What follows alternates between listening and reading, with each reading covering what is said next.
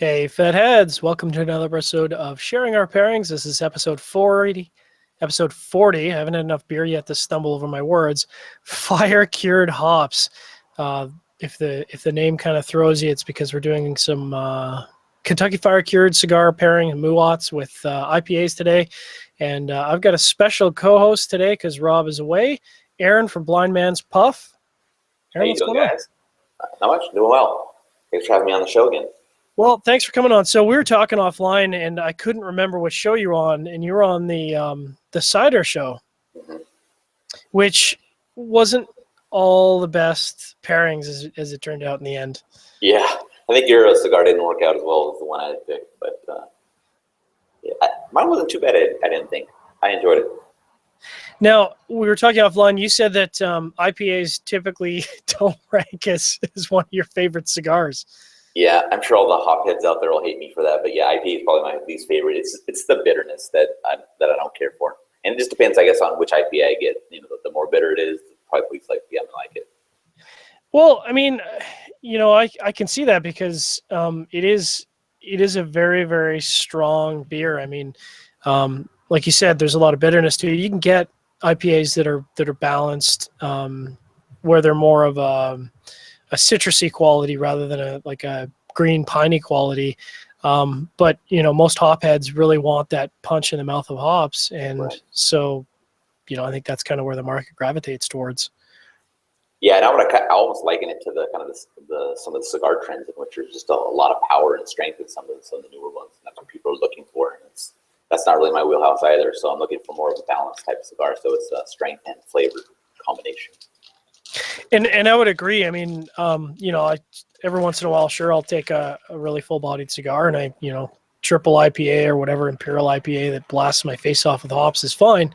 But at the end of the day, I think you're right. I think and I don't know if this is just us or seasoned smokers, but balance is nice, nuance is nice.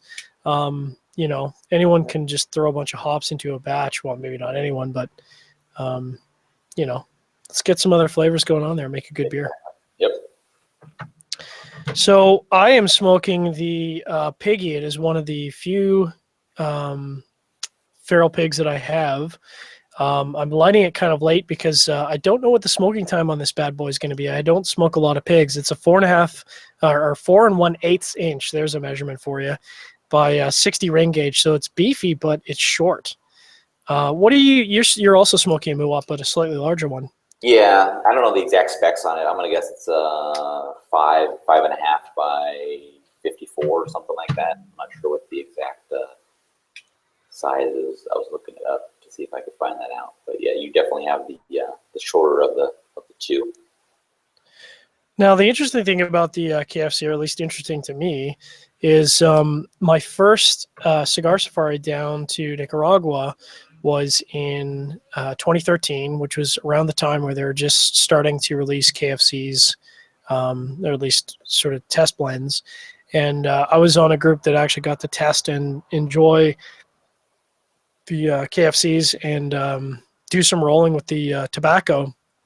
I think what was interesting behind the production of the cigars, of course, I think it was about 2 years where they sort of experimented with how they're going to blend it, because the fire curing process makes the filler quite incombustible. So it was quite a challenge. Yeah, I heard they were playing around with trying to get the fire cured tobacco to actually be the wrapper as well. And I think that didn't work out too well for the burning characteristics of it. No, I think whatever. I mean, I know they've explained the process multiple times to me, but just however that smoke gets infused into the leaf, obviously just makes it very incombustible. So it has to be a filler. One of the things I'll just mention off this Piggy, because I've had Muwats before. I think I've had the Molly and the Chunky, and this is by far the most fire cured cigar that I've had to date. Like this thing, when I was mentioning offline, it was like sticking my nose into like a pit of a pig covered in mesquite. Like it's just so overwhelmingly KFC. And right off the start, I'm getting like tons of spice and pepper. which is to me a lot more than what I was used to on the other KFC Vitolas that I've smoked. Mm-hmm. And of course, mine's gone out. It's trouble lighting the small heads on some of these cigars. That, you think you got them lit, you don't want to over toast it, but then you don't get to actually catch it on fire. Yeah, and I find the piggies in general. I mean, I really like the Vitola. I think it's a cool collector's thing, but sometimes I find them a little tough to initially light, just because you got that almost figurado shape where it's closed and then going into this enormous 60 ring gauge body. So, at any rate, it's she's a spicy one. Yeah. Yeah, this is actually the fat molly that I'm smoking. Okay. So I've smoked the fat molly. I enjoyed it, but I mean the KFCs were a very divisive cigar, and I think throughout the review people and throughout the industry and throughout customers, it seemed like that was one of those cigars where you say you either loved it or you hated it, and there was sort of no in between opinions that I could see. Yeah, I'd agree with that. It's definitely the fullest strength and the fullest type of flavor that you get from, I think, any of the fire cured cigars that are out there. Now, what's interesting to me is that now that I've got this lit, there's still quite a bit of spice and pepper off of it, but I'm also getting a ton of sweetness, and I'm thinking that's the wrapper, because I think and I'm not sure if it's the Molly also uses the San Andreas wrapper, but I know the feral pig uses the San Andreas wrapper, and the wrapper is almost competing hand in hand against the fire cured tobacco, which I find quite surprising. Mm-hmm. Yeah, this one isn't that sweet for me. I'm getting mostly the smoky characteristic and that barbecue type flavor from it. Well, I would say that, I mean, obviously I'm like not even an eighth of an inch in, but I actually really like this so far. I mean, it's way too early to make a call on the entire cigar, but just off the start, I'm enjoying this a lot more than the Molly or the Chunky that I smoked. And I think just because maybe the wrapper's got more of an influence against the filler. But why don't we... I didn't even mention of course, the filler that I keep talking about is Brazil Matafina, Nicaraguan, I don't know, it's probably Jalapa or Condega, and then, of course, the U.S. fire-cured tobacco, which is the primary component, and as we mentioned earlier, very, very difficult to combust, so they had to play quite a way with it to figure out exactly how many leaves they could fit in to still impart that fire-cured taste, but still allow it to combust. So first up, of course, we are drinking IPAs, and I'm drinking a local IPA here. This is from a Calgary brewery. The reason I picked them is, I really like their IPA, but also pretty much this is one of those breweries where they don't put out anything that I don't like, and that's unusual for me to find. Like, there's always one beer within a lineup at least that I go, it's not for me. Yeah. So this is the Village Maiden. It is India Session Ale. It's 4.6% ABV. They describe it as having a floral citrus hops, a high bitterness. It's unfiltered. I don't have any of the nerdy beer details, the IBUs or the original gravity. All I know is that I enjoy this beer. And while you talk about your beer, I'm going to have some sips and some puffs. Sure. I'm starting out with the Ballast Point Grapefruit Sculpin. So Ballast Point's out of San Diego, and lots of their beers are, critically acclaimed, winning awards and things like that. This is a 7% alcohol by volume. It's actually pretty nice. The grapefruit flavor is definitely noticeable, and for somebody for me that doesn't like the bitterness, kind of having that citrus flavor along with it does kind of cut down on that with some of that acidity. So it's kind of a good way to balance out those bitter flavors with the citrus. Yeah, and I mean, absolutely. I think, as you say, balance is the key. And there are quite a few breweries out there now that are doing a mixed blend IPA with a fruit offset. And I think specifically for the crowd out there that are not a fan of the big 80 plus IBU IPAs and want something, less bitter. I meant to talk about Village Brewery because, like I said, I love them. They're based out of Calgary. They were founded in 2011. If you follow me on Untapped, you'll see that I'm constantly drinking their beer. It's just kind of, like I said, one of those beers that I always have in my rotation. It's delicious. The reason, just so that people are aware, they're like, because I saw a lot of comments and they're like, why are you pairing a KFC with IPA, right? And it's a legitimate question. Like, why do we pair anything? And I think the first answer to that question is because it's my show and I can do whatever the heck I want. Number one.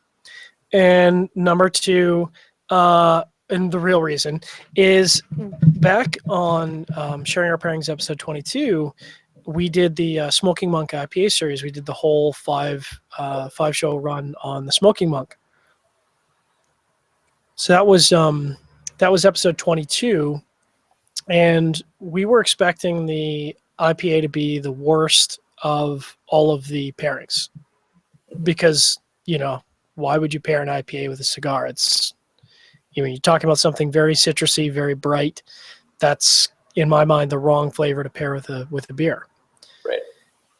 And, in the end, what we actually found was the IPA ended up being pretty much the best pairing, or at least best being subjective, of course, but our most favored pairing of the entire series.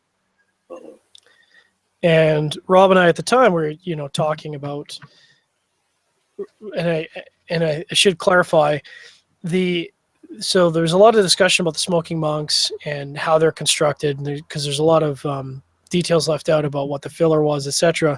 And one of the comments we made about the cigar is that it seemed like it had fire-cured tobacco in it because, if you've ever smelled a cigar with fire-cured tobacco, it's kind of unmistakable. You're not gonna think it's something else.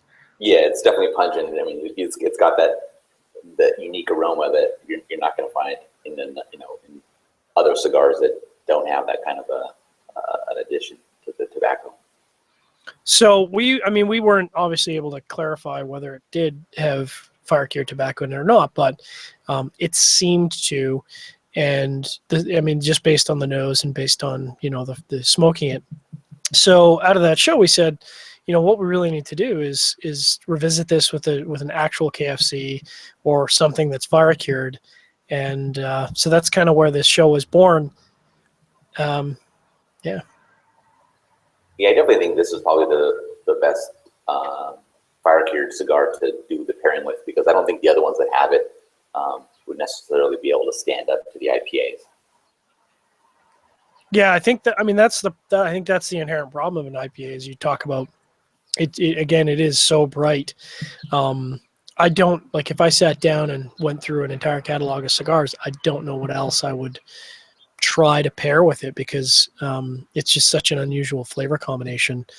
And I mean, really, at the end of the day, I think you're talking contrasting all the way. There's just no way to complement an IPA. Yeah, you just need something with a fair amount of strength to it to kind of see if you can cut through that. Because for me, IPAs tend to have a really long finish.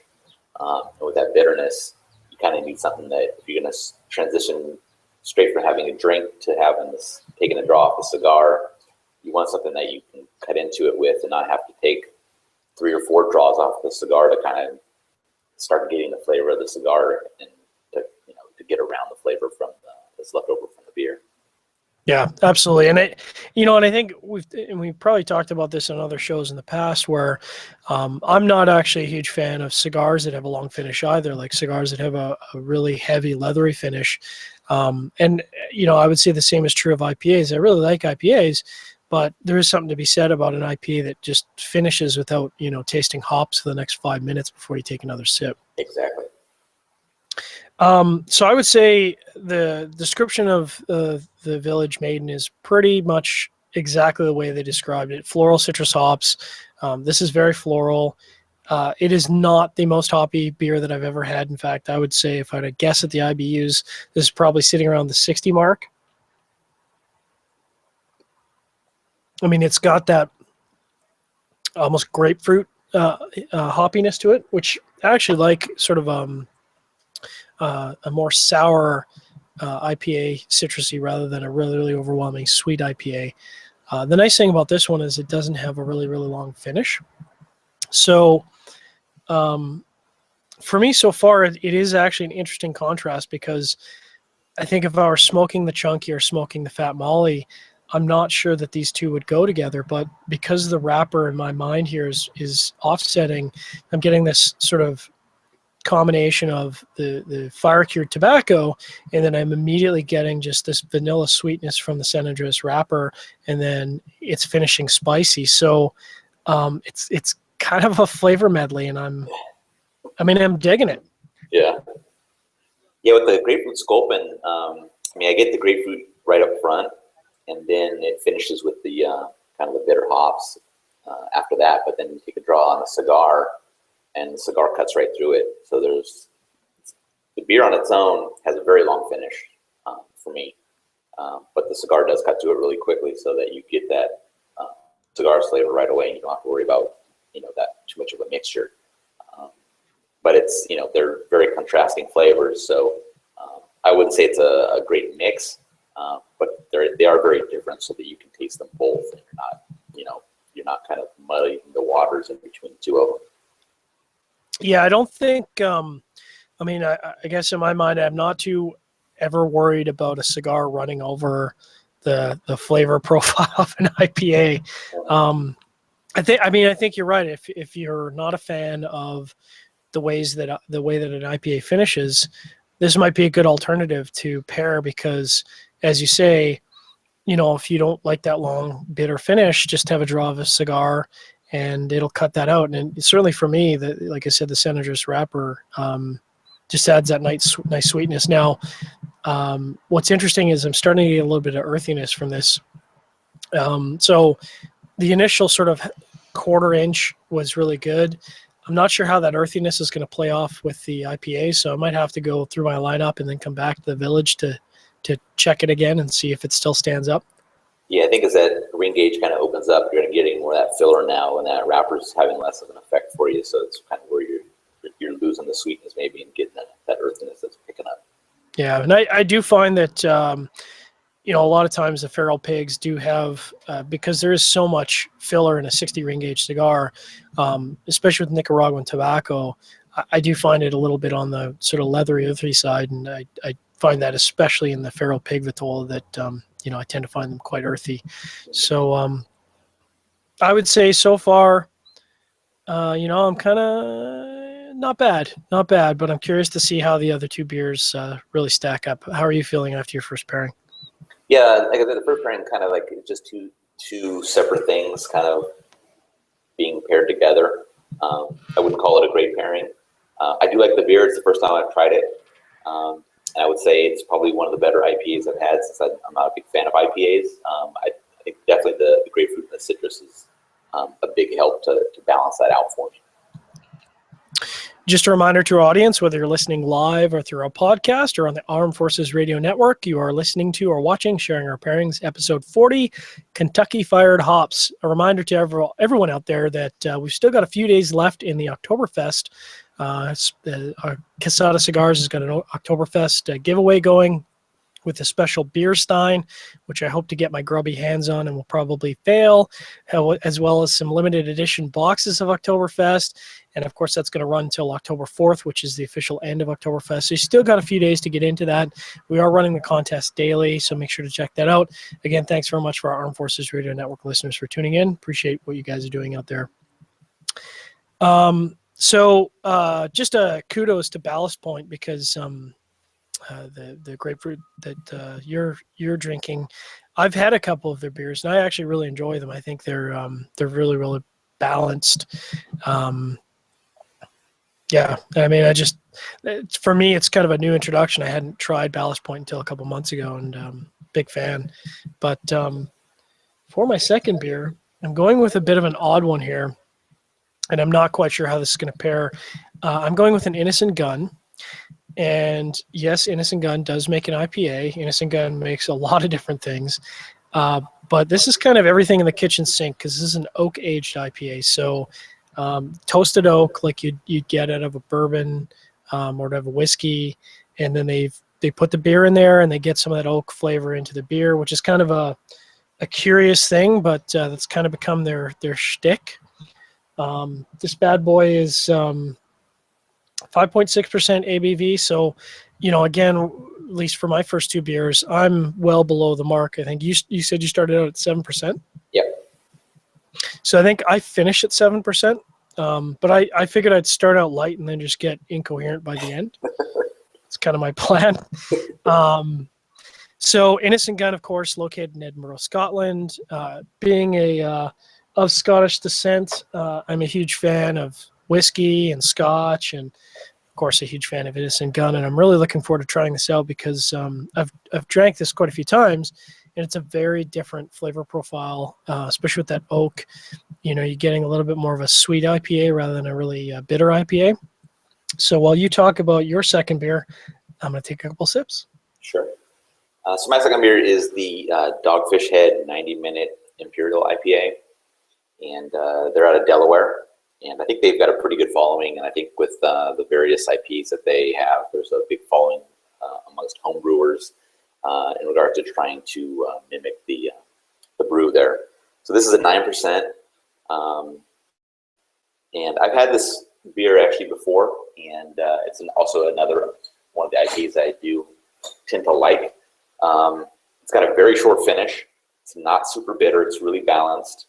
So it's a pretty easy drinking IPA.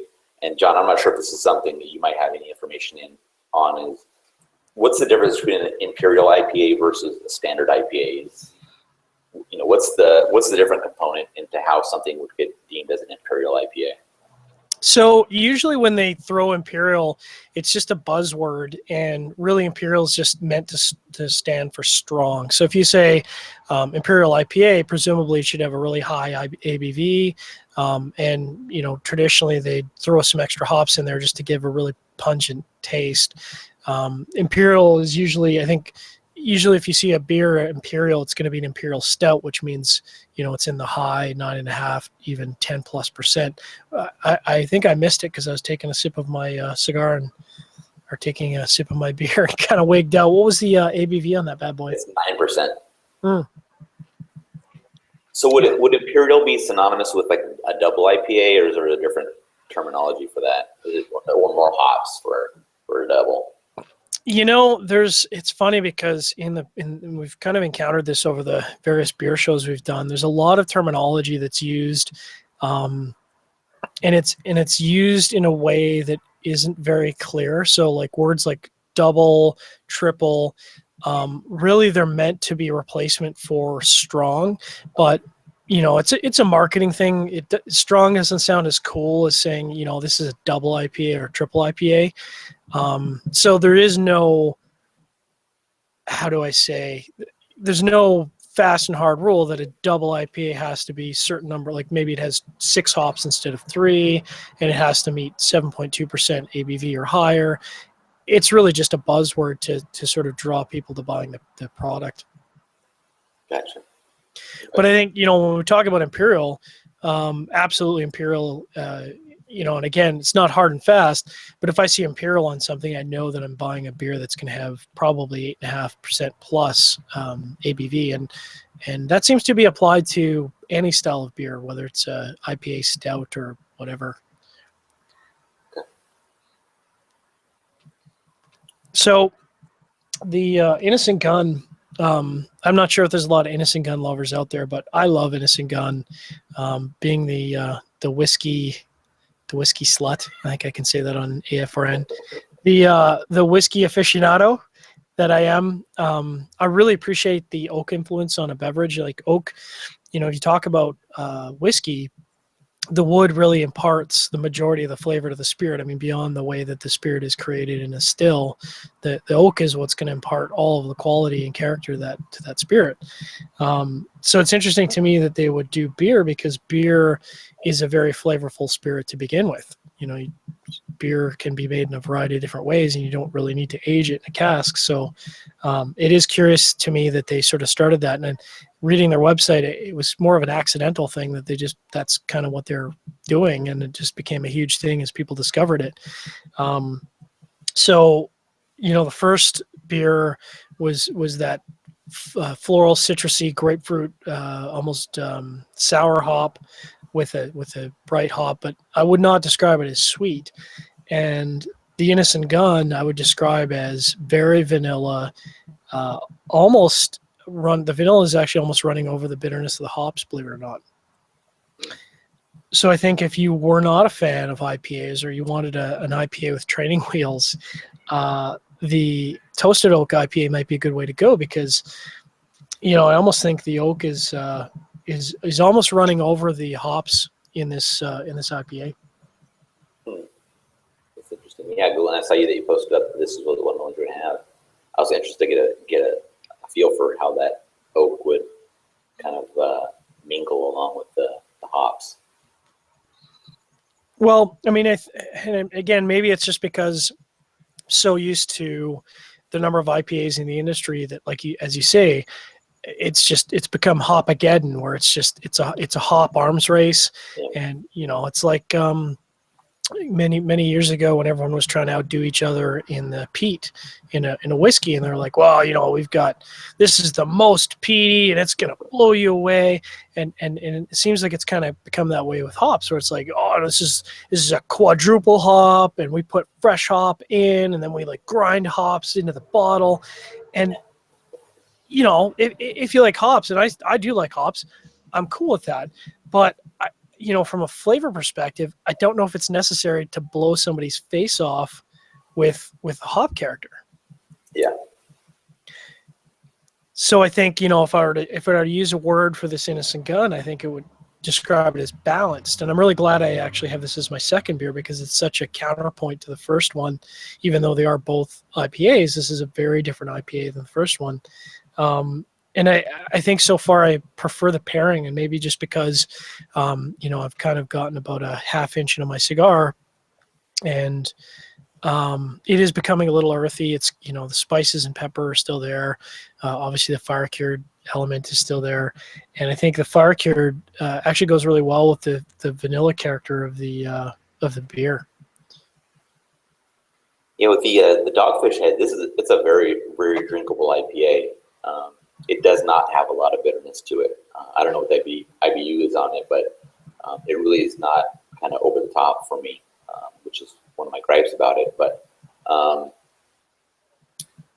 it's kind of almost got like a bit of a gritty drying finish, even though I still like kind of salivate after taking a sip. But when I switch over to the cigar, it seems to kind of tone down the flavors that I'm getting from the KFC, which actually is nice, because the KFC can be a bit overpowering with that fire cured flavor. So it's pretty actually an interesting combination with the two of these. I wouldn't have thought that it would work out that way, but I would say so far out of the two, this is the best pairing with So Dogfish Head.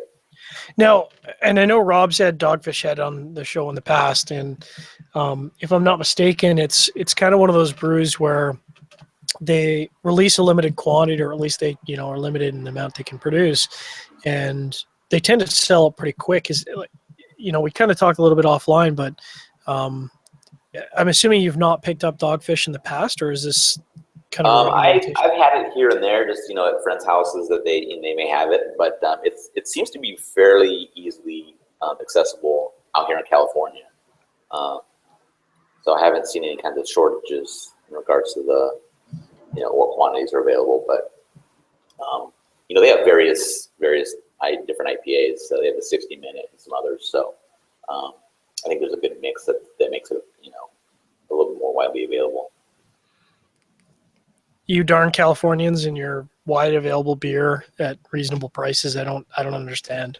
No, I mean, there's so much. Like when I go to the bottle shop, like I went in there with a list of IPAs I was looking for, because this is the level that I'm not a fan of IPAs. I searched for what IPAs would someone that doesn't like IPAs want to drink. So I found an article that listed some of them. I went into the store and they had one.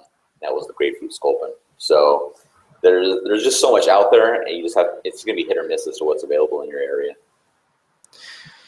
Yeah, that's fair. I mean, of course, Rob every week has this wide variety of beers that I would love to try, and he says, "Oh, I just went into my local BevMo and they had 350 different beers for me to choose from." I'm like, thanks a lot, jerk. Right. Like I have to wait like 6 months for that to make its way up and hope that my local cool places here bring it in. Yeah.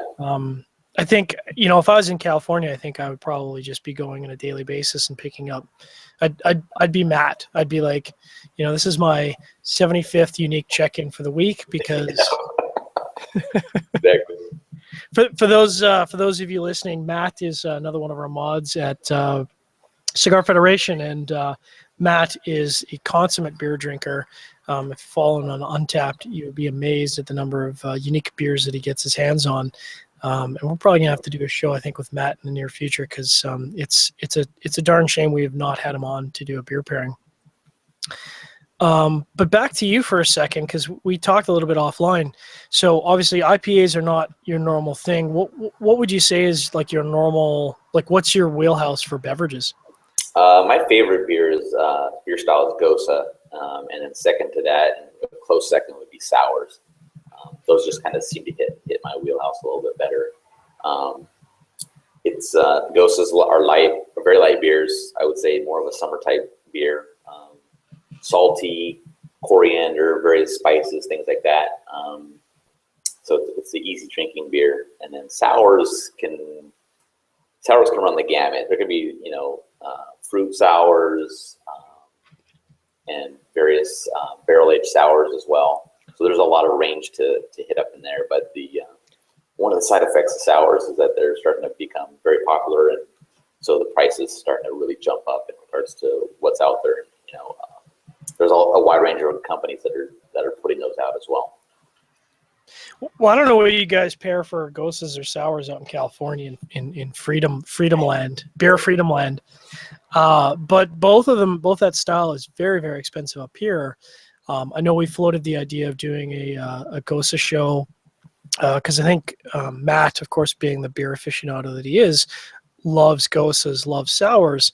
But of course, in fact, very much like the KFC pairing, it's like that's a very odd pairing. I mean, what do you pair with a sour and a Gosa? Yeah, that's tough. Like I said, with the Gosas, it's fairly salty and some spice. So, but it's a light beer, so you're going to be looking for something that's not a super strong cigar either. And like we're talking about before, is I probably have to think about it a little bit to figure out. I don't think I'd say I pair anything in particular with it, but I'd have to kind of go back into into my mind about cigars that I maybe even tried that might be a good fit, or find some newer cigars that have that kind of description of how they are supposed to taste, to be able to find something that might work with it. But I don't know, maybe something that's a Connecticut or something like that. Actually, I just smoked a Drew State Connecticut Shade Underground today, and that's why maybe a cigar that would pair well with the Gosa. Yeah, because and Willie was talking a little bit about that on the last show on Cigar Chat. I mean, he really blended that Connecticut to not be because, of course, he famously said on the show he hates Connecticut's. He's not a Connecticut fan at all. And he really blended that to be much more full-bodied. So, yeah, maybe that's something that would stand, because there is some peppery spiciness in the Underground Shade. Maybe that is something that would stand up. Yeah. But I think I'm not funding that show if that's the case, because it's not going to be cheap. I think the average Gosa, I was looking last week, and the average Gosa up here per bottle runs over $9. Okay.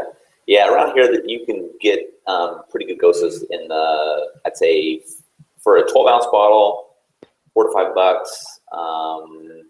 And they have some of the larger bottles that are like $8 a piece, something like that. So have you done any pairings with sours in the past? Not with that as the main goal. Just drinking them and smoking various cigars at the same time, and some are a good fit, some are not a good fit. It just really depends, because with the sours they can be fairly tart, and I think that flavor profile by itself, I don't think it goes along with cigars pretty much at all. So you just have to kind of go into it knowing that you're not really looking at it for the pairing. You're trying to take each separate thing as its own thing. So you're drinking the beer for the beer, and you're smoking the cigar for the cigar, and what happens in the middle, who knows? Fair enough. So, I mean, if you're not drinking beer, what is your wheelhouse for spirits? Because of course we've had quite a few different spirits in the show in the past. We've had rum, we've had cocktails, we've had whiskey. Where do you typically fall within the non-beerlandia? So my go-to spirit is gin, and I typically don't drink it straight. It's typically going to be mixed something. So it's going to be maybe a martini. Or a variation of the Moscow Mule, so substituting the gin for vodka. But anything with gin and lime juice, that's typically going to be a good fit for me. So it's really good in the summertime. So it works out well. And gin's kind of making a bit of I think it's probably one of the lowest rated spirits out there. It's probably not high on many people's lists, but it's starting to make its way into that kind of craft area where a lot of different people are making it. So, different levels of juniper and things like that in the spirit. So, there's a lot of different variations on it now. So we were talking a little bit offline about the gin, but what's funny is that as far as spirits concerned, I pretty much love everything, and of course the irony is that the one thing I don't like is gin, and I think it's not a knock against the spirit. It's a flavor profile thing, because when you talk about gin, one of the common characteristics you get is that very floral, very I don't want to say hibiscus. It's botanicals, and it's the very flavor. If you're to look at a cigar flavor wheel, and I smoke Cubans, and the Cuban cigars that I really hate the most have that floral characteristic to it, and that's just off-putting for me for whatever reason. Right. Yeah, the juniper is the big deal. I mean, I think there's some kits out there where you can just take a vodka and take this mix of junipers and whatever other type of things they want in, and you make your own gin out of it. So that's kind of the homebrew version of making gin, is just taking vodka and adding some things to it and letting it kind of, I don't know, marinate or whatever you want to call it to make it into that gin. So we're way off topic now because we're talking about gin, but we've got a question from the audience. Bob Dog, who is a regular listener to the show.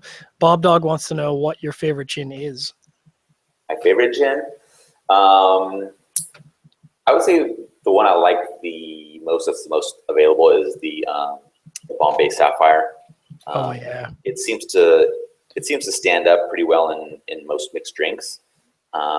If you're looking for something a little bit more expensive, you can go for Hendrix. So if you want to do something like with a cucumber thing in there for like a really, really refreshing, like summer type drink, do Hendrix and a little bit of some cucumber slices, things like that in there. That's a good solid drink. Just a reminder to audience that you are listening to or watching Sharing Our Pairings, episode 40, Kentucky Fired Hops. Thanks very much for listening or watching wherever you are in the world. We know that we have audiences pretty much in every country in the world, and I mean some really odd countries that I would not expect listeners. So wherever you guys are tuning in from, we appreciate that. Thanks again for our Armed Forces Radio Network listeners. Hopefully you're getting entertained wherever you are in the world, staying safe. Make sure to check out the new Oktoberfest promotion we've got going on. They're giving away boxes of limited edition Oktoberfest cigars. And for me personally, while that's cool, I'm also very jazzed about the beer steins they're giving away. That'll be running for the next few days until October the 4th. Look for daily giveaways at cigarfederation.com. It's on our main page. You can't miss it. We're talking about KFC and IPAs. I'm going to take a couple audience questions here because we've kind of been ignoring our audience. And Harley Holmes has the first question. He wants to know how fire-cured tobacco is made. And it's actually a really interesting process. And if you haven't been on a cigar safari, of course, we're running a cigar safari. We're going to be going down with Drew Estate and through Techo. We're going to be building some houses next February. Part of that cigar safari is they do take you through the barn and kind of show you a Kentucky Fire process. But essentially, the process is really just essentially burning a particular wood in the barn at a certain temperature and at a certain level of smokiness, and that smokiness imparts itself into the tobacco. Now, I'm really overly simplifying the process, but that's really all you're doing is you're imparting that smoke characteristic to the tobacco. And what's interesting is that there are, and Aaron, I think you were saying there's actually quite a few companies now that make fire-cured cigars. Yeah.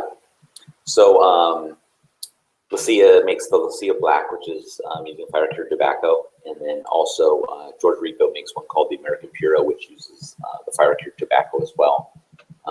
And out of those, the American Puro is probably my favorite, and then I'd go with the Lucia Black, and then the KFC, and then you mentioned the possibility of the Smoky Monk IPA version having that possibly in there. So that would be a fourth, and those are really the ones that I know of that are out there that are easily accessible. So I think, I described the process quite simply, but in actuality, the process of fire curing is complicated. It is an old process. I mean, it goes back, I think JD was talking on the safari, it goes back at least 100 years. So it's something that's been around for some time, but, fire cured flavors are not necessarily something that the average cigar smoker would appreciate. And, I kind of liken it to peat in whiskey, where it's a very predominant flavor, and it can be very off-putting for some people because it is such a dominant flavor. But it's a cool process, and if you have the chance to go down to check out the Cigar Safari, I highly recommend it.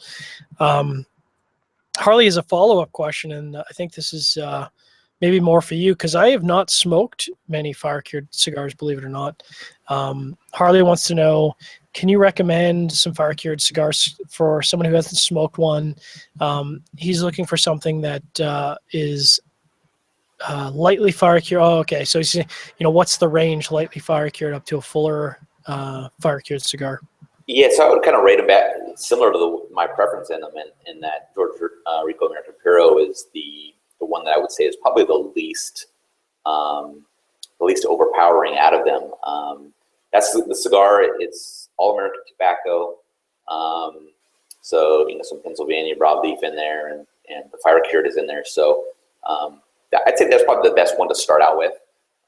After you try that, you can determine if that's got enough for you or not enough. And if it's not enough, go ahead and step up to the Lucia Black. That would be a good second stage in regards to the fire cured. And then just kind of get a feel for those two. And then if you really want to step up to the big boys table, then you can fire up the KFC. So in your opinion, the KFC would probably rank as one of the more full-bodied in terms of that the fire-cured flavor? Yeah, I mean, with the KFC, that's the prominent flavor that you're going to get out of it. I mean, if you're looking for any nuances, you're not going to find them in the KFC. At least in my opinion. You can tell me what your thoughts are on it, but for the other two cigars, you're definitely going to be able to, you'll taste that along with other flavors that are kind of in the mix. And, I think that makes sense to me in terms of, the Drew Estate approach to some of the cigars is that they're not looking for something that's, I don't want to say nuanced, but something that's light. When they blend something of a particular, and this is certainly true of the Underground Shade, they're not looking to just provide another fire cured cigar in the market. They're looking to provide something that's different. So in a way, I think it makes sense that they would approach it from the perspective of let's really bring the fire cured instead of just making it subtly fire cured. Yeah, that makes sense. So I don't know how your second pairing went, but I have to say that this Innocent Gun Toasted Oak is fantastic. This is actually the pairing I was hoping for. This is a killer pairing. I would totally pair KFCs with the Toasted Oak IPA. It's that right balance of the fire cured playing off against the vanilla from the oak in the Toasted Oak IPA, and then the hops in the IPA sort of offset the spiciness of the cigar. I mean, it's a medley of a few different flavors, but they play off each other really nicely, and it's going to be hard pressed to beat this pairing tonight, I think. Yeah, I'd agree. My second pairing with the Dogfish Head is best so far out of the two, just because neither one, the beer or the cigar, doesn't overpower the other, so it's a good transition between the two. Dogfish Head has a really short finish, so there's not kind of any remnant to be able to really take over what you're going to get from the draw on the cigar. So it worked out well. So getting into our last beer here, and I'm keeping it somewhat Canadian with my first beer and my last beer. This is and I love the name because you could really take this in a variety of different ways. This is from Driftwood Brewery, located off Victoria, BC. For those who aren't maybe familiar with the geography of Canada, Victoria is just a small island off the coast of Vancouver. So it's an unusual place to have a brewery, but they've had a brewery there since 2008. It's in Rock Bay. And this is called the Fat Tug IPA. Now, I'm just going to let the audience take that as they were because we got to keep it clean on the Armed Forces Radio Network. But I really like the label. It's kind of got the ocean with a boat on it, and obviously the tug is meant to sort of, I think, be a little tongue in cheek. But they say, take a deep breath, sailor. It's difficult to fathom, but such monstrous hop bitterness can be foiled by ample malt buoyancy. This hop monster will pull you slow and low, deep down to hoppy nirvana. That's a heck of a statement. This is 7%, so I'm getting into your territory now. It is a lot more ABVs, and they list the IBUs, which I appreciate. It's 80 IBUs, so I'm expecting this to be a big punch in the face, hoppiness, deliciousness. So I'm gonna take some sips here and make some faces, and you can talk about your last beer. Sure. So the last one I have is the Hermitage Brewing Company Citra. It's in their single hop series, and they're located in San Jose, California. So this is a local brewery to me and Rob. This one's back down to 7%. And they do not list the IBUs, but I'm going to say it's the highest of the three. So with this beer, this is the quintessential IPA that I don't like. This is the really bitter, very hoppy, super long finish type of IPA that just doesn't fit in my wheelhouse. And I've been taking a couple of sips on it already, and the finish is really long, and take a draw on the cigar, and once I'm done with the draw, the finish of the beer is still there. So it's really high out there, and it's just a super long finish. See, what's interesting is that because IBUs typically is a measurement of hoppiness, tells you how hoppy, but it's not necessarily going to tell you the flavor profile. So I was expecting, and certainly off the nose, this is just, it's like putting your nose into orange rind. It's just so citrusy and so bitter.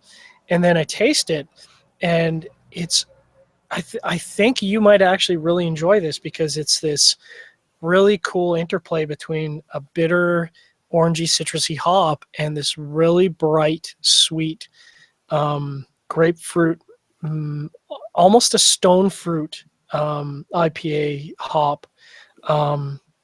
And it's got a very, very short finish because the grapefruit sweetness, you kind of get that initial hit of hoppiness. It's very bitter, and you're like, that's a lot of hop.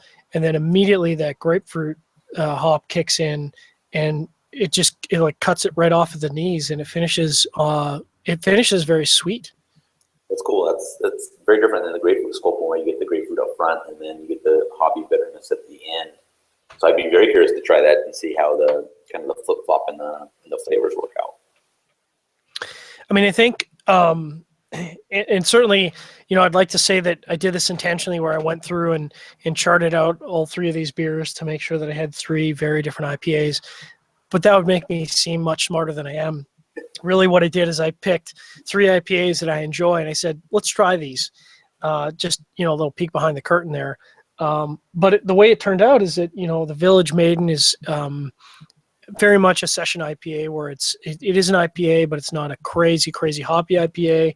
The Innocent Gun is more of a sweet, approachable IPA, which is probably, you know, I'd classify as an everyman IPA. And then this Fat Tug IPA is almost, I would say it's like I mean, they call it a beer geek IPA, and my girlfriend's just making faces at the stink of the cigar. So you know that the KFC has got some pungency when it can make somebody frown their noses half a block away. What did you think you were, you know, cooking dinner? Like, were you no, outside? no, she knew what that smell was. But I mean, this is a very hop aficionado without going into that territory of double, triple, quadruple, imperial hoppy character. I think I'm surprised because, you know, when I see 80 IBUs, I'm expecting a hop ride, and instead what I get is a really balanced IPA, and I love balanced IPAs. Like, that's fantastic. Yeah, that'd be a very interesting one to try that out then. And I think I'm getting three very different smoking experiences here, because I think the citrus of the IPA is making more of an impact in this last pairing than in certainly the first two. And I think it's a shame because, like I said, I really like that Village Maiden, but I think in terms of pairing, it just gets lost because they try to make it a very approachable IPA. I think it's getting lost against the cigar. The Innocent Gun works really well, especially if you're, you know, not a fan of strong, bitter IPAs. I think that's a no-brainer. And like I said, the vanilla pairs brilliantly with the cigar. But I'm gonna enjoy exploring this Fat Tug IPA and the cigar for the next little while because, yeah, the interplay is very different. Yeah, with the three I have, the Citra from Hermitage, it's not a good pairing. It's overpowered cigar. I mean, and to overpower a KFC, that's saying something. So, but I mean, the people that are hopheads and they love that, you know, that bitterness and that long finish, that may be something that they enjoy. It's just not for me. But with the Grapefruit Sculpin and the Dogfish Head, those are both pretty good. The beers on their own, I don't find them offensive to me. You get the grapefruit on the Sculpin. It's a good pairing with the cigar as well, and then the Dogfish Head. I mean, I don't know if it's a great pairing, but they're completely neither one of them interferes with the other. So the beer doesn't run over the cigar doesn't run over the beer. So you could have those two together, and you're not, you know, it's not going to affect the flavors of either one. So I guess maybe that is a good pairing. I mean, it's not going to complement each other, but they don't take away from each other. So you could drink it and enjoy each of them for what they are. So is it safe to say then that the Ballast Point may be a revisit for you? Yeah, definitely. That's the first time I've tried it, and I haven't tried the regular Sculpin, so I might try that just to see. But I have a feeling that it might just be too bitter without the kind of the grapefruit cutting through it. But they also make a habanero Sculpin, so I might want to give that one a try as well, just to feel of how the pepper, you know, kind of works in there with the bitterness. It's not as easily available as the other two. I know Rob said he's come across it before, so I just have to run over to his house and grab a bottle or something like that. I'm pretty sure his beer cellar is probably pretty full. Yeah, I mean, I was expecting him when he asked me to come on the show that he was going to give me a bottle of Pliny the Elder to have on there, but he wasn't that nice. So no, but, he's nice, but not that nice. Right. Now, I think if there's some possibility if you're to weasel your way onto a cigar safari with Rob, there's some possibility I think he could be talked into bringing a Pliny the Elder to Nicaragua. I'm not sure how that would be in the hot environment of Nicaragua, but it'd be worth to find out, I think. So I think for me, I mean, obviously I am an IPA guy and I love different IPAs and trying out, various levels of hoppiness. Like I said, the Village Maiden, that's kind of a no-brainer cigar no-brainer IPA from my beer fridge. It's always in my beer fridge, and I typically pick up a Village sampler pack. So that's kind of I don't want to say daily beer because that makes me sound like an alcoholic, but that's a regular beer for me. That's a regular IPA. The Innocent Gun Toasted Oak IPA is a little bit more money, so it's kind of I would say more of a unique tasting for me where I try to have it on special occasions. But I'm really torn between this Innocent Gun and the Fat Tug, and I think in terms of characteristics of kind of what makes an IPA an IPA, I feel like this Fat Tug wins just because it's kind of a really hardcore IPA without blowing you out again with that bitterness, and it doesn't have that long finish. So at the risk of saying it's a tie, I'm going to go with the Fat Tug as my number one, and I think I will probably go back to my local store here, Kensington Wine Market, and probably pick up some more Fat Tug, maybe lay some down for a month and see how it progresses. And but I think for me that might be the clear winner in this pairing. Yeah, I think for me the Dogfish Head is the winner, and a majority of that is due to the short finish on it. Just because the bitterness that kind of hangs out is why I don't care for the IPAs. So the Grapefruit Sculpin's good, but it does have a medium finish. So you kind of still get that hanging around, but it's a good beer on its own. But I definitely lean towards the Dogfish Head. The Hermitage Brewing Citra, that's a no-go for me.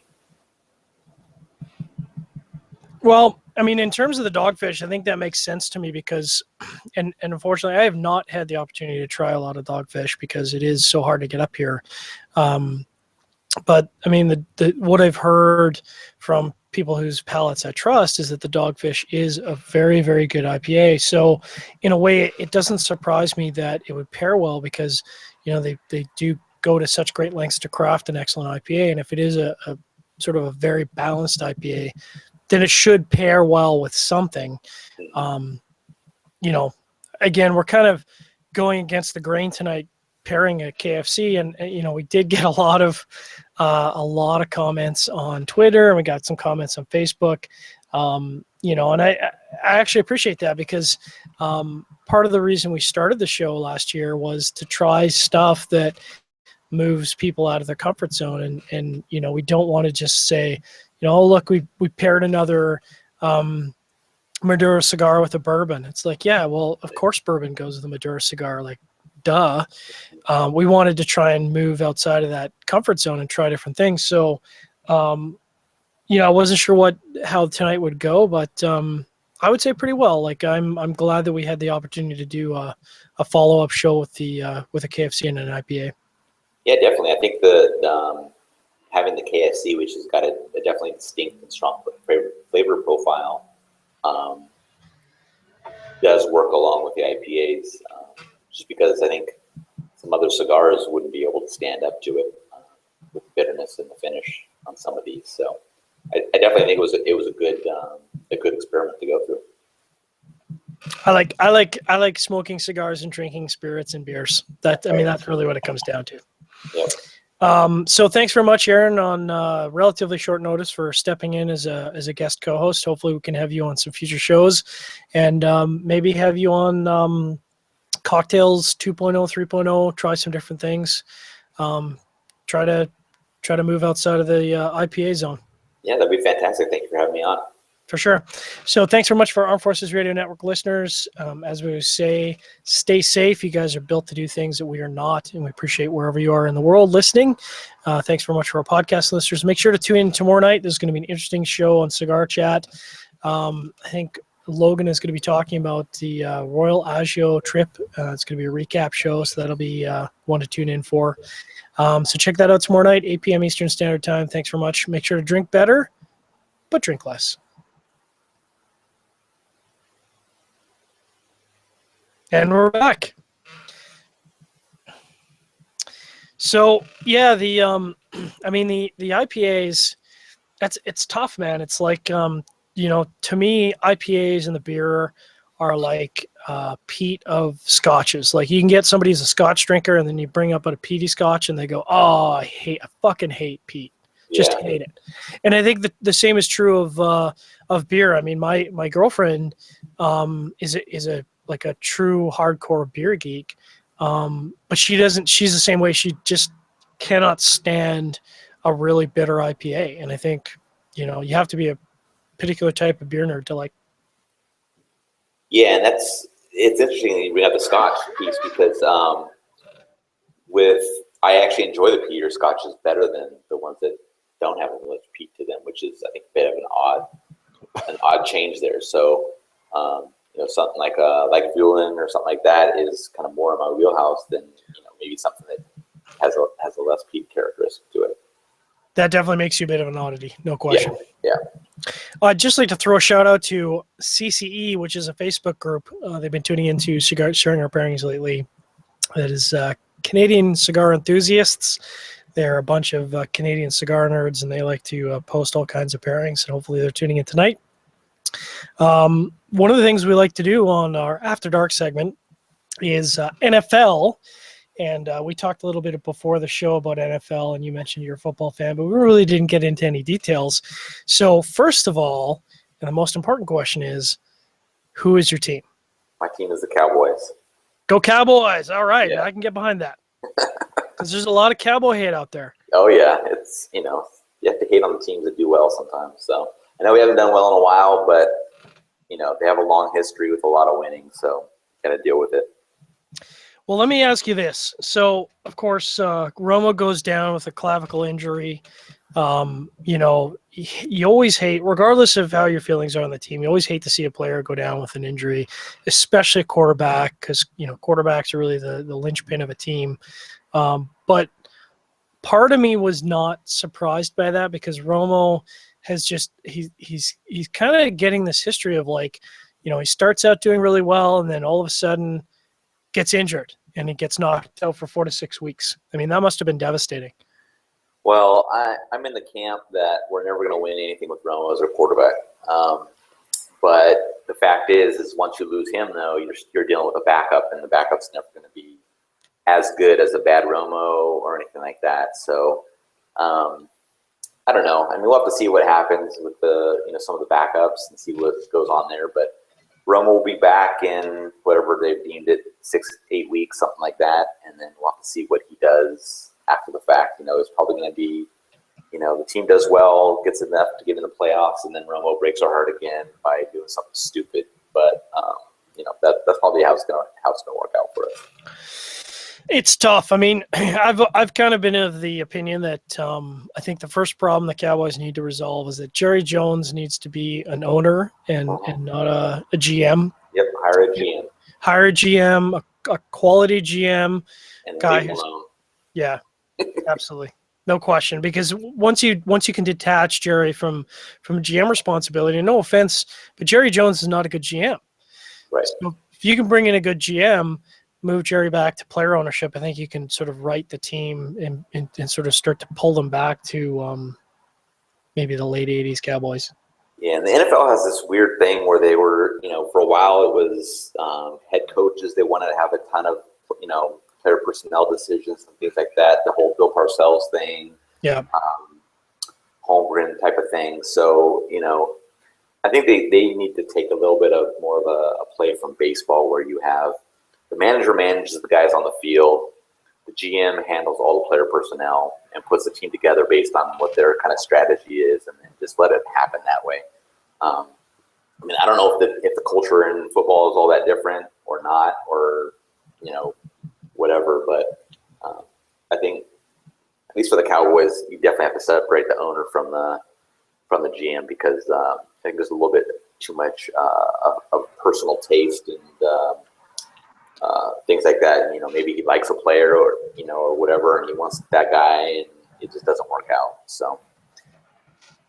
Yeah, and I mean, I think you're going to have decisions made on different guidelines. Like you're going to have an owner making decisions based on money, based on other factors. A GM and certainly a head coach is looking to make decisions based on, I want to fucking win games. Like that's if I don't win games, I'm gonna lose my job. So there's really nobody more invested in the success of the team from a win perspective than a head coach and certainly a GM, because they know that both of them are gonna have their jobs on the line if they don't. Right. So just a recap, because Rob unfortunately was not around for week 2, and that's probably for the best for me. But it's just to recap for those who've been tuning in for our many weeks of sharing our pairings. So in week 1, I managed to edge out Rob by a game. We were on with Terrence Riley from Casada. Terrence actually did really, really well with his picks. He had to drop early, but the only picks he got wrong were the Browns over the Jets, and that really is just because he's a dirty Patriots fan, and the Lions over the Chargers, which I also picked. But I edged Rob in the first week, 11-16. Rob was 10-16. Week 2, I just crapped the bed. I was 9-16, so pretty ugly. But I feel like I redeemed myself last week. I went 12-16. I edged Rob by another game, so I'm 2 games up on Rob. And Bob Dog, who emailed us his picks. Bob Dog did really well. He got 12 for 16. And the only surprise games, I think, Bob Dog went with the Saints over the Panthers, which, come on. That to me, like of all the games of the week, to me, the Panthers seemed like the lock. And then sadly, he fell for the Jets trap, as I did, being a Jets homer. The Jets defensively were absolutely crucifying the Eagles, but just like did everything like, and this is going to sound terrible, but not to take anything away from the Eagles, but the Eagles didn't win that game. The Jets lost that game. They did everything within their power to give the Eagles that game. And in the end, they did. I mean, they literally, it was just a comic of just football follies over and over and over again. Yep. So we'll go through the picks, and we've got some interesting matchups this week. There's some classic matchups, starting with the Ravens and Steelers. Of course, Roethlisberger out. I think he's out for 4 to 6 weeks. Yeah, they're definitely saying I think it's more on the 6-week side than the 4-week side. I think That's they're bad. very optimistic at the early onset of that injury. That's bad. I mean, the Steelers, they have a pretty good team, but I mean, you take away Roethlisberger, and Roethlisberger is really the key to how they win games. You take him away, you throw in a divisional matchup, and the Ravens and Steelers, I mean, you talk about classic divisional hatred. The Ravens and the Steelers play each other very aggressively. So I'll let you go first because you're the guest host. How are your what are your thoughts on that game? Where are you going with that? For me, I'm probably going to lean towards the Ravens. I know they haven't won anything yet this year, but I think 1-3. Yeah, with well, this is the trick: is how's Vic going to do, right? So I think that's going to be kind of the wild card here. But I'll say with it being a short week for them, Victor prepare to start. Let's go with the Ravens for that. Yeah, I think it's a no-brainer. I think the Steelers are always going to be competitive, especially when you talk about a divisional game. But you take away Roethlisberger, and I don't see how they're going to win that game. Next up, an odd game as the league continues to try and push this agenda of London. I don't get it. I have very strong feelings about, first of all, the safety of teams flying across the pond. But, you talk about jet lag and short weeks. And then you throw in the fact that this is a divisional game, and I have, a lot of bitterness about hosting a divisional game in another country. I don't think the league should do this. If you want to have conference matchups or interconference matchups, that's fine. But don't host a divisional matchup in another country. I think that's just a huge mistake. It is my New York Football Jets against the dirty, filthy Miami Dolphins in London. Yeah, I mean, I think the Dolphins have looked pretty silly this year. So I would probably lean towards the Jets winning this. I just don't know, how this whole London thing is going to play into it. I know some teams don't travel well. So I would probably give the Jets the favor in regards to being able to play in London. So I'll go with the Jets. I am also going with the Jets. And again, not just because I'm a Jets homer. The Jets offensively are not looking good. They don't have one of their key weapons, Eric Decker. They just look terrible. Brandon Marshall with a shovel pass last week, which just, he said it was the stupidest football move in NFL history. I don't know if it was the stupidest move, but from a veteran receiver, I can't imagine what was going through his brain. I got the Jets down, but I don't know if this is a game that London's going to want to watch. Yeah. Jaguars go to Indianapolis to face the Colts. I know there's. I've already put Rob down, even though he doesn't have his picks in. He's got the Colts as his perennial football favorites for the Super Bowl. So I've put him down as his one pick for this week as the Colts.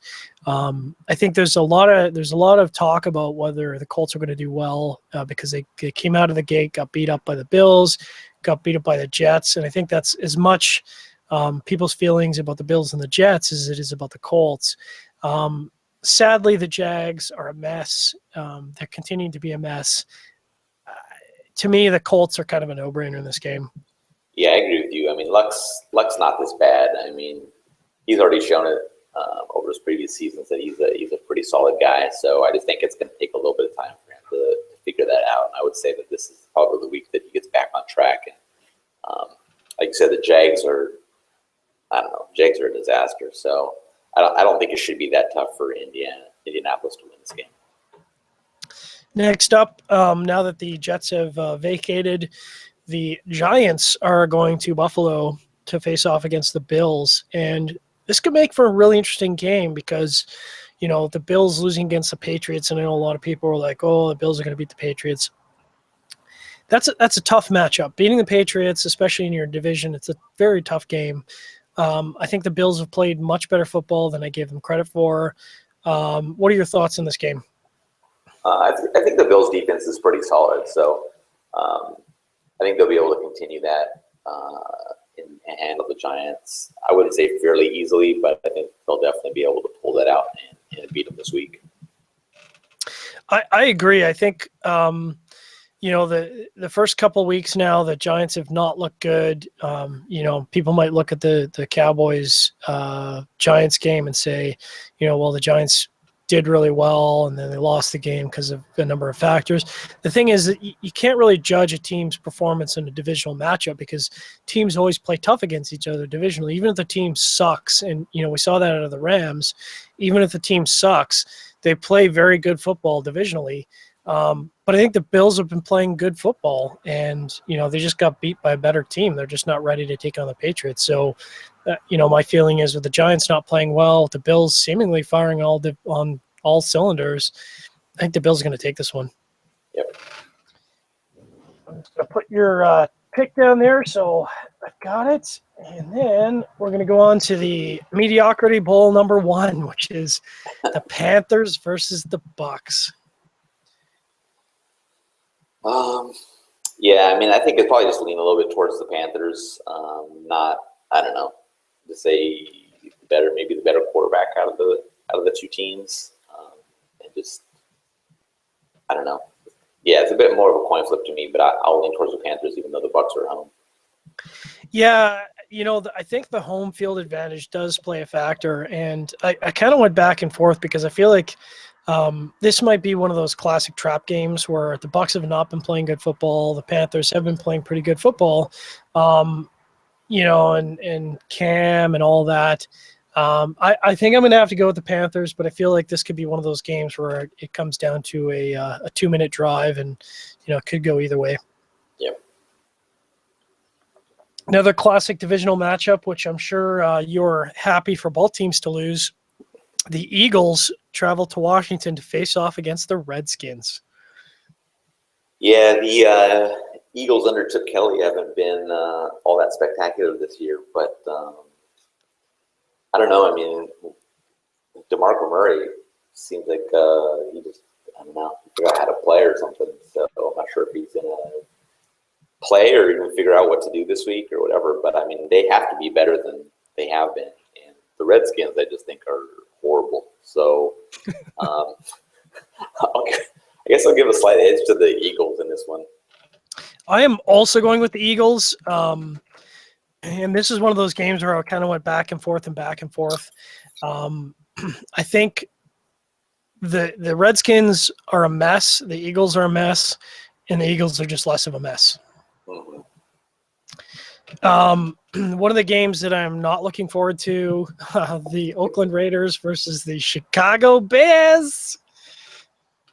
Yeah, I will use your terminology from the previous pick in regards to which team is less of a mess than the other one. The Bears are a complete disaster.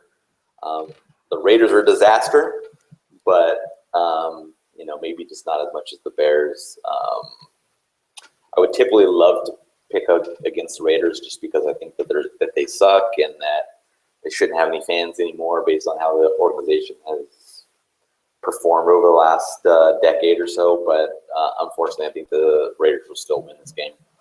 And I'm not even sure that Cutler is starting for the Bears. I think he's listed as probable, and I'm reasonably confident he's not going to start that game. So I'm also going Raiders. Raider Nation. The Hard Knocks Texans versus the Atlanta Falcons, who are undefeated, and I made the mistake of picking against them. They're undefeated, and they're playing in Atlanta. Yeah, I would go with the Falcons in this. I mean, Julio Jones is just playing out of his mind. Like, I don't know what's going on with that guy. Like, he was fantastic a couple previous seasons ago, and then he kind of fell off the last couple of years due to injury. But he's picked it back up, and playing in the Dome, got to help give the advantage to the Falcons. So I think they'll still win this game. Yeah, I agree. Julio's playing like the guy is looking for a contract extension. Like it's just unbelievable. I don't know what's motivating him, but I feel like the Texans are just going to get beat up in this game. It's going to be very lopsided.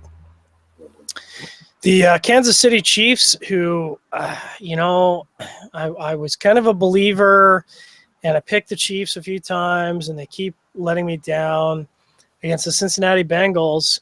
And I've said this in previous pick lists that I keep underestimating them, and the Bengals 3-0, and they've looked complete. So, what are your thoughts on that game playing in Cincinnati? I mean, I think it really hinges on Andy Dalton. He's shown glimpses of very goodness in the past, and he's kind of starting to put it all together this season. I just don't know if he's a guy that you can completely count on to stay consistent the entire way through. And I would just think the Chiefs should be a little bit better. So this might be one of the games where I actually try to pick a bit of an upset. And I probably lean towards the Chiefs in this one. Going for the Chiefs. All right, so we've got a pick discrepancy here because I'm going with the Bengals. I feel like this is the week where I would normally pick the Chiefs. I'm going to pick the Bengals. They're at home. I feel like if I pick the Chiefs, it's just going to be a mistake. So I'm going to put you down for the Chiefs, and I'm putting myself down for the Bengals. All right. Next up, a game that I don't know even diehard fans are going to want to watch. Cleveland Browns versus the San Diego River Chargers. I'm going to lean towards the Chargers on this one, partly because the Browns are so bad. And the Chargers are playing at home. I don't know. Phillip Rivers is a yo-yo. He's up and down all over the place. So I have to. Hopefully, he's up on this one. But I'll go with the Chargers. Yeah, I mean, this is like a coin flip game for me because I feel like the Chargers have been playing so terribly, and the Browns have been losing games that they seemingly would have won. But the Chargers at home, and they really can't lose this game. I'm also going with the Chargers in this one. Next up, the Aaron Rodgers Green Bay Packers facing the 49ers. And I know Rob would pick the 49ers just because he loves punishment. Yep.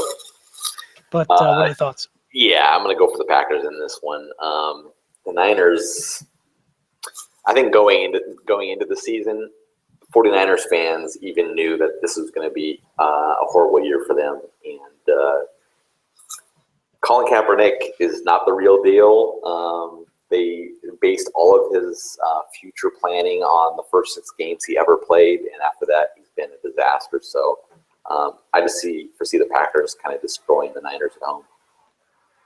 Yeah, I think this is going to be an ugly game. There's going to be stabbings, and there's going to be bad news after this game because, people are not going to take this well.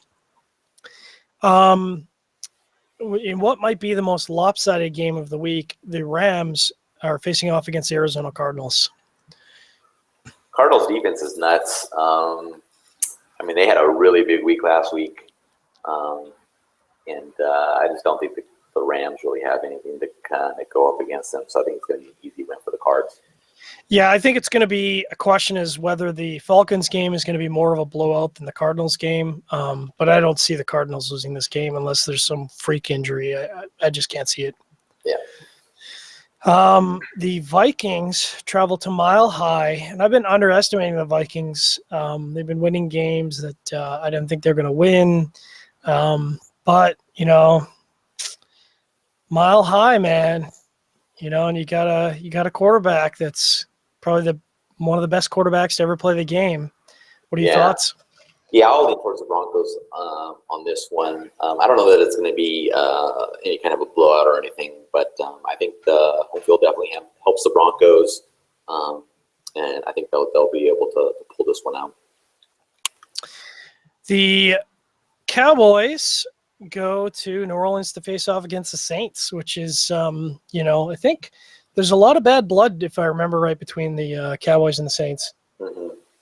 Yeah, and I think I'm going to pick the Cowboys, and it's not just because I'm a Cowboys fan. I have no problem picking against them if it's going to be, a definite loss or something like that. But I just think that both teams are kind of in a weird state right now.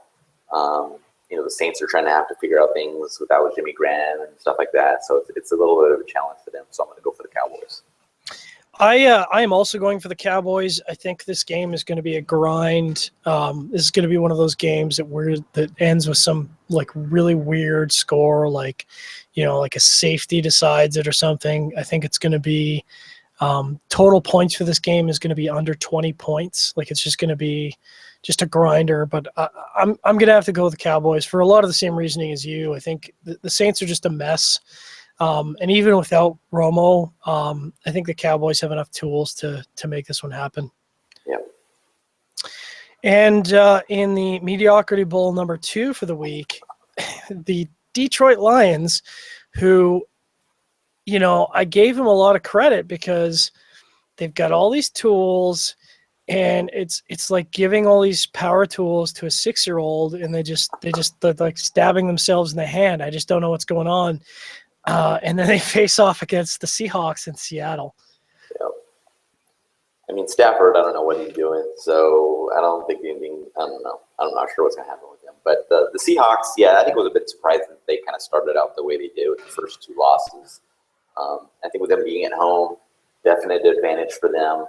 I think that they'll start to pick it up a little bit more. And I think it might be a bit of a lopsided win, actually, and the Seahawks will definitely pull this one out. Okay, so you're calling the Seahawks as a reasonable win on this one. Yeah. Okay.